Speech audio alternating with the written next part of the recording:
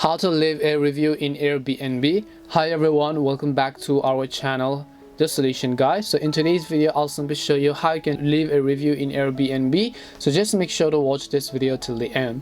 In order to leave a review in Airbnb, what you have to do is you can do so from the application as well, right?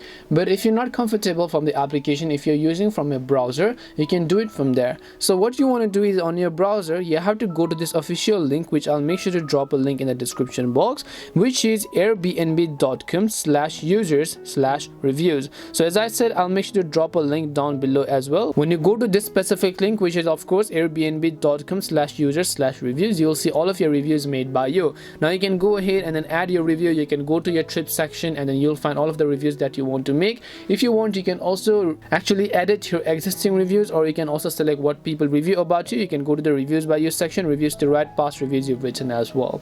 And that's all it takes to leave a review in Airbnb. We hope the video was really helpful, and if it did help you, then make sure to leave a like and subscribe to our channel.